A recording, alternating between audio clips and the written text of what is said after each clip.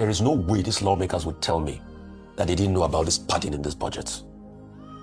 Everything from these lawmakers have been fraud. Tax law, fraud. Budgets, fraud. Everything, fraud. They know. Oji, the question you should ask yourself is, why is that church project went to Bende? Who is from Bende? Well, as fresh budget controversy is generating debate across Nigeria, after Public Accountability Organization, Trachea, a unit of budget, revealed that the federal government has allocated a staggering 8.05 billion naira in the 2026 budget for construction, renovation, and equipping of churches and mosques. Well, according to the breakdown, 1.91 billion naira was allocated to 7 church-related projects, while 6.14 billion naira was earmarked for 52 mosque-related projects, with the funds embedded across ministries and agencies traditionally detached from religious affairs. While among the most eyebrow-raising line item, 1 billion naira channeled through the Industrial Arbitration Panel under the Ministry of Labour for the provision of musical and cultural equipment to churches in Bende local government area of Abia State. Can you imagine that? And 210 billion naira was allocated to the Institute of Agricultural Research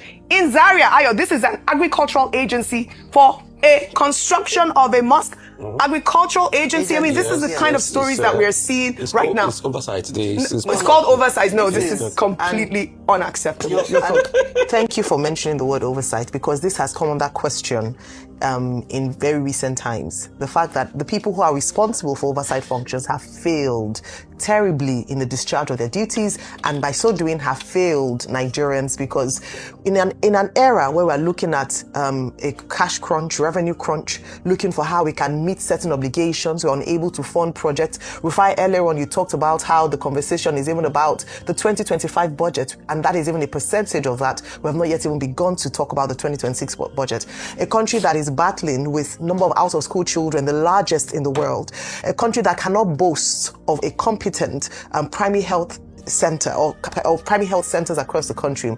A country that has approximately 133 people in multidimensional poverty.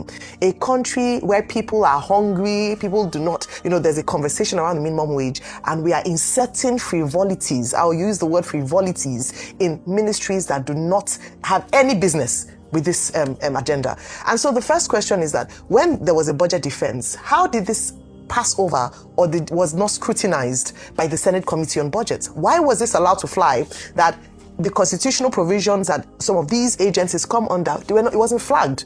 That's number one. Number two is that, OG, a lot of these things, I dare say, are for fraudulent activities. They are not even to build the churches or the mosques. They are there and inserted there because, in Nigeria, you mention religious goodwill. People keep quiet because we can be quite religious. A lot of these projects, this 8 billion, they will not see the light of day with this church and mosque projects. It will just go whoop like that and nobody will ask questions. So what we are saying is that when we're talking about fiscal discipline, where we are asking that more money should be channeled to resources, where we are talking about the underlying causes of insecurity and terrorism in the Northeast and the lack of infrastructure, this is what we see. And that is why I said, and I started off by saying that, the body or the institution responsible for oversight function should be brought on that question as to why there's not the budget office, number one, how this was outlined in the budget of 2026. Then the oversight functions of the Senate failed in their duty to actually protect the interests of Nigerians whom they are supposed to represent. And this cannot continue. If we look at, Adesoa, one of our anchors, Adesoa Omosage, has done a lot of work in this area, even I have dissected some of the items in the budget, and it is quite sad to see this happening. Please, Nigeria is a secular state. I'm a Christian, and I'm very proud of that. And there are many people who are free based on the constitution to, for freedom of religion. But there are certain things that should not be our priority at this time. And part of that, I dare say, is funding of building churches, funding of building mosques. It does not in any way help in terms of our priority for what is important. We need to stop this. Can we even begin the conversation of even funding pilgrimage endeavors? We've talked about this at length, and this corruption must stop. It is corruption must stop. I would say you want to say something, but I'll just quickly read up on what has been going. Like I said, that they had a budget for an agricultural agency for the construction of a mosque. I mean, these revelations come as Nigerians on social media are pointing out that the country's public libraries have virtually vanished. The Northern Christian Association has also waded in with Reverend Joseph John Haya questioning the wide disparity between church and mosque allocation, saying that while government support for religious projects is not inherently wrong. The allocation pattern raises serious questions about fairness, equity, and constitutional principles of equal treatment. That's what you talked about. Dr. Bati, Rufai hasn't spoken, so let's just quickly have him speak Okay. on this. You see, these days I now laugh at the country. You want to add something, right? No, I'm saying, Dr. Bati, you want to add? So really quickly, please. Okay, see, Oji, there is no way these lawmakers would tell me that they didn't know about this padding in this budget. Everything from these lawmakers have been fraud. Tax law, fraud. Budgets, fraud. Everything, fraud. They know. Oji, the question you should ask yourself is, why is that church project went to Bende? Who is from Bende? That's the question you should ask, Oji. Yeah. Why is that the mosque project went to Zaria? Who is from Zaria? You think they don't know? You think it's today they've been padding these budgets? Everything fraud. Rubber stamp assembly, fraud. But maybe when we asked one of them yesterday, he started campaigning for President Tinubu. You think they don't know? He said, I don't have details on it.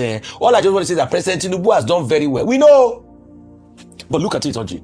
So it's a systemic pattern. Oji, the question we should ask is, the reporting is not even complete here, because what about the ones they hit that you will never see? Oji, Ministry of Livestock was seen. Building projects, church projects. Most of the parastatal were seen doing one constituency project or the other. Oji, till date, 8.8 trillion. If not because of World Bank, we will not know the extra budget spending was made. 8.8, they've not given us line by line item today. They will put these things in the budgets. The sad part, Oji, is that they're not even funding it. If they were funding it, we would say that the budget is moving. Yesterday, that's why I was talking about the Taiwo Ideli or something. The video that is there, how Mungunu was threatening Senator Mungunu that you are not been funding us. 2025, not funded. So they put this thing, they line it out, they take it out of our budget. This is the discrepancy that's been going on. There are many they have hidden there that you don't know. That's why I say the budget, fraud. Yeah. Anything that goes through them, fraud. What's it called? The tax law today, we don't even know the one to believe. Till today, the Senate said, we will look into the matter and investigation about the one they released and the one. Has the Senate giving you a report today? Has the House giving you a report today? So people representing the people. Oji, next year we'll talk about this issue again. You remember when we're talking about budget padding? Since the time of Jubrin, we're talking about budget padding. How many years is that? That's close to 5-10 years. And they'll be padding it. They will pad it. They will pad it again next year. They are already padding the one for next year. Oji, you didn't even talk about the World Cup. World Cup. They add World Cup that we didn't go into the budgets. When I cry for this country, people say, well, I have a lot of tears in my eye. World Cup that we didn't go to the add it to the budget. And then our friends from Adeyemi. Dr. Bati. Okay, I was going to refer to a book. The book is titled When Government Breaks the Law, which is a book on the question of the rule of law and the Bush administration, Bush Senior, that is. Now, one of the primary responsibilities of government, and that's why people take oath of office, swearing in and all that, is to protect the rule of law. When the government itself that is supposed to uphold the rule of law breaks the law, then a tragedy has befallen the people. This is where we have found ourselves in Nigeria. Section 10 is a relevant section. It says in the 1999 Constitution that there should be no state religion adopted in the federation or any state or any part thereof. The operative word there is shall. In Section 38, the Nigerian Constitution says you have the freedom of belief, freedom of thought, freedom of worship. It does not say government should get involved in it. Government had been removed from Section 10. That this is a secular, non-partisan federation. But you will find governors sponsoring religious leaders. They are even buying prayer mats. Very soon, Catholics will say they want rosaries to be bought for them. All right. This is a situation where government breaks the law brazenly. Thank you all for your submission.